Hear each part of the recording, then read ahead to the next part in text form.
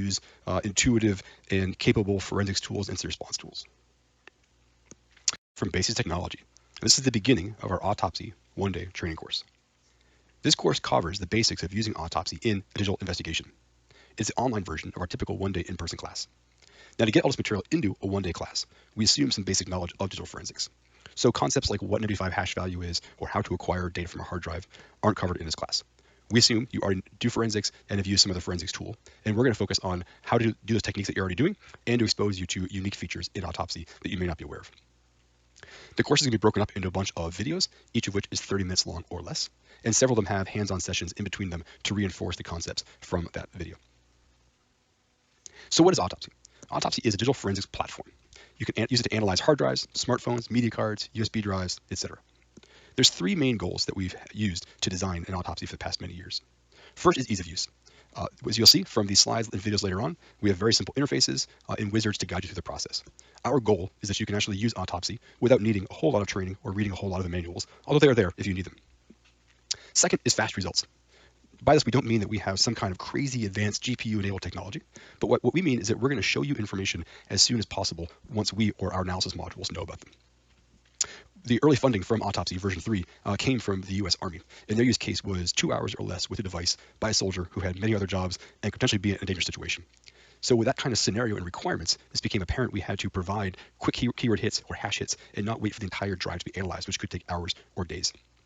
A classic example of how we achieve this is keyword search. So we do index keyword search like many other tools do, but we don't wait hours or days until the entire drive is indexed before you can search it. We allow you to pre-configure some keywords, and every 5 minutes or so, we'll kind of pause the process and search for those keywords.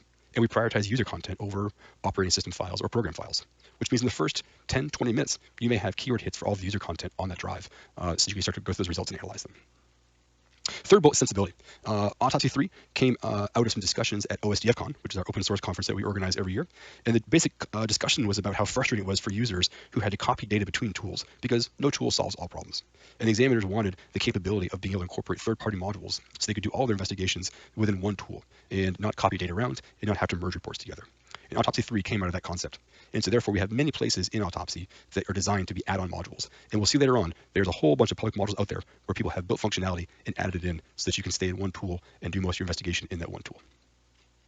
But in this course, you'll realize that Autopsy has all the features that you need as a free and open source tool. And there's also a whole lot of features that are unique to Autopsy that you can't find in commercial closed source solutions. Autopsy is free to download and use, and there is commercial support from basic technology if you want that for your lab. So here's the main UI for Autopsy. It's pretty simple, right? There's a tree on the left-hand side. You navigate that. There's a table on the right-hand side, which also shows some thumbnails. You pick an item from the top there, and there's various viewers on the lower right-hand corner. Very simple, very intuitive.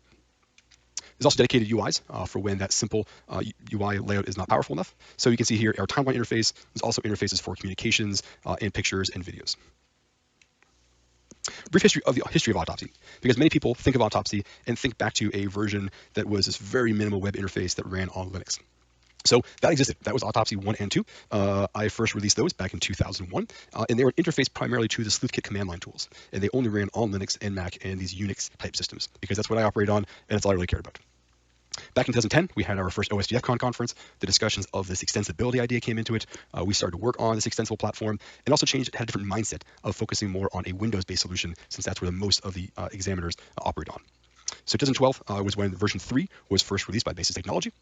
And again, started from scratch, goal being a platform, Windows-based, focused on automation, and we had that US Army funding, which focused on kind of soldiers in the field, short amount of time. Ever since that date, 2012, Autopsy has been constantly evolving. We have a variety of funding sources and methods to allow us to bring in a variety of capabilities that you'll learn about as part of this course that are quite impressive.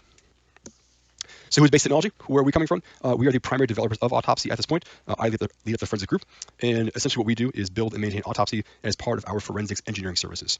We build custom forensics tools for a variety of companies and organizations. And we also have a cyber triage incident response software.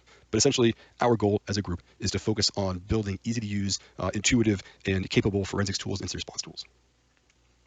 So the rest of the class is laid out as follows. We're going to go over installation and overview of Autopsy, a bit more detail than we just did.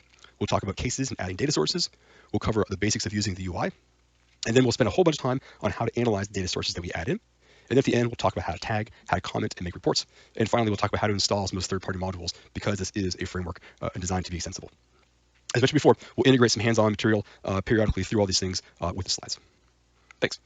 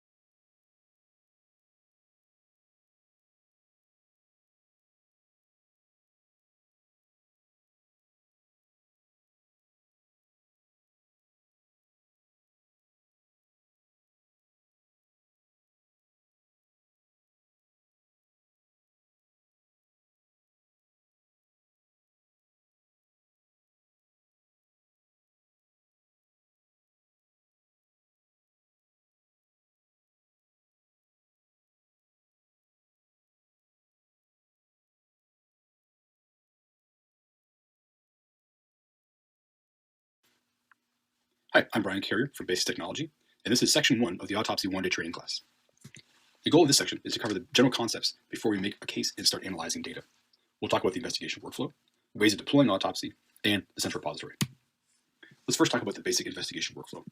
We'll talk about each of these steps in much greater detail as this course progresses, but the goal here is to provide some general overview of the process so you can have that as a reference. So step 1, we'll make a case by giving it a name and a directory to store the results in. Step 2 is to add one or more data sources, such as disk images or folder of files. Step 3 is to configure ingest modules that will analyze the data in the data source. Step 4 is to review the results from those modules, as well as manually look for and examine things. As part of that process, you'll want to tag files and results so that you can find them and include them in your final report. And step 6 is to make that final report that you can then copy and paste into another report or share and disseminate to your colleagues. Second concept of this section is deployment types. There's two ways to run Autopsy. One is as a single desktop user, which you can see on the left, and the second is as part of a cluster or a multi-user environment. The single user deployment running on the desktop is what you're probably used to for most of the other forensics tools out there. In this case, the cases can only be opened by a single person at a time, and this is, again, what you're normally used to as part of other forensics tools. From a technical perspective, everything you have here is running on your single computer. It works out of the box, simple installer, hit the default answers. Every time you launch Autopsy, all of the needed services come up with it and shut down with it. It's all pretty simple. The multi-user deployment, from a functionality perspective, is a bit different. In this case, the cases can be opened by multiple examiners at the same time. And if you tag something, your colleague will see it in real time, and you can both see the other's results.